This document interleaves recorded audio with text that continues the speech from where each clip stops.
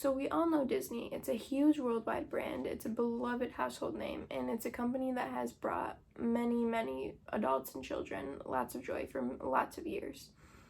And we all know it makes a pretty penny. So an article written by Amy Watson titled Net Income of the Walt Disney Company in the Fiscal Years 2006 to 2019, published March 11, 2020 on Statista, Amy said that Disney's net income in 2019 was $11.05 billion US dollars, marking one of the highest figures to date. And in the same year, the company announced a record revenue of $69.57 billion. So to put that into perspective, that could buy you 12,282 Lamborghinis. So that's a lot of money that they're making. I've always been a big fan of Disney. In 3rd grade, we did a biography project, and I did mine on Walt Disney. I've just always loved learning about the history of him. So today, I'm going to be sharing with you the story of Walt Disney, from his early life and struggles to his accomplishments, and then what he was working on before he passed away. So to begin, Walt was born on December 5th, 1901 in Chicago. This is him. He was born to Elias and Flora Disney, and then in 1906, his parents decided that they were tired of Chicago, so they moved closer to family in Marshland, Missouri, and they lived on a farm, and this is where Disney grew to love animals, and this is also where he started to draw animals and just learned his love for drawing. Then in 1911, the farm in Marshland was no longer profitable, so they decided to move to Kansas City, and it was here that their dad had a newspaper route, but he grew very ill, so at only 9 years old, Walt and his older brother Roy would have to wake up at 3:30 a.m. every morning, 7 days a week, to fold newspapers and deliver them on the route. And then after doing that, they would have to go to school. And then after Walt graduated from grammar school, his parents then decided to move back to Chicago. And this is where he attended high school. In 1917, he began to draw for the student newspaper, and he would draw little cartoons, and he loved doing it. Another thing in high school that happened, I found an article by Laura Jolly titled Walter Elias Disney, and she said that his biggest adventure at the time, being high school, however, was lying about his age with the help of his mother in order to join the Red Cross Ambulance Corps during World War I.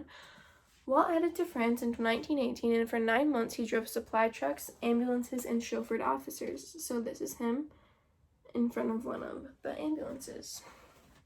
So after Walt returned from the war, he decided not to go back to high school, and he moved to Kansas City with his brother Roy.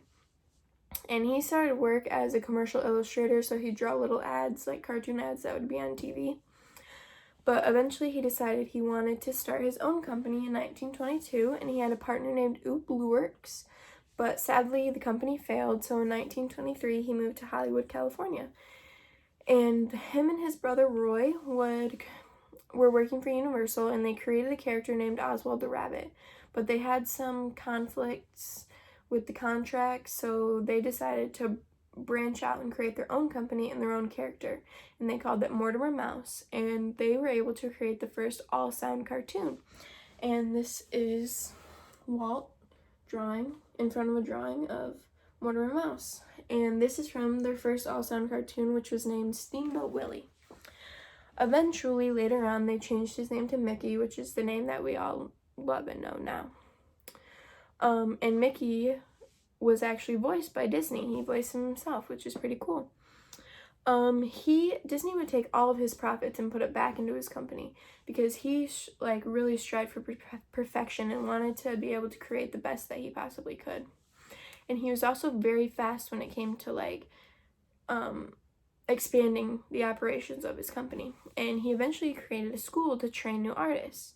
And these new artists and animators were very helpful when it came to creating Disney's first movie-length film, which was Snow White. And then the 40s came, and that brought us movies like Pinocchio, Bambi, and Fantasia. And Fantasia was also very new with all sound effects and music and all that. In 1941, Disney's employees took part in a labor strike because Disney was great when it came to creating things, but he wasn't a very good businessman, so his employees weren't always treated fairly, so they were on strike for fair wages and job security. The strike eventually ended and the employees came back, but Disney was like, he felt very betrayed, and it was said that his employees still felt very unsatisfied. In the 1950s, Disney brought us films like Cinderella, Alice in Wonderland, Lady and the Tramp, Peter Pan, and Sleeping Beauty. And also in the 50s, he made 24 live-action movies, and he was able to make it to TV to advertise his movies, and he also had shows like the Mickey Mouse Club, which aired on ABC. The 1950s also brought the building of Disneyland, and it was opened in 1955, and this is him like presenting some of his plans. And it was helped funded by ABC, and he wanted to create a huge fantasy land that everybody could enjoy.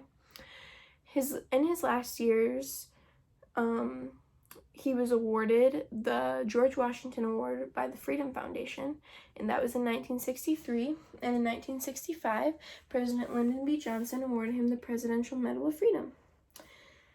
In an article titled Walt Disney Biography, published in 2019, it was said that before he died, Disney dreamed of developing a city of the future, a dream that came true in 1982 with the opening of the experimental prototype community of tomorrow, or Epcot.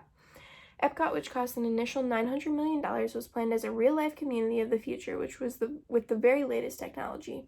And sadly, Disney was never able to see this because it was opened in 1982, but he passed away in 1966. But also, and then Walt Disney died in 1966 on December 15th of lung cancer. And even in his last days, he was still planning like more things. He just wanted to make his company as big as it could be. And at the time of his death, his company was bringing in $100 million a year. So Disney is super impactful. We all know who he is, and his legacy will live on forever, and it will never ever fade. And so now you know the story of Disney and his early life and struggles. So I hope you enjoyed. Thank you.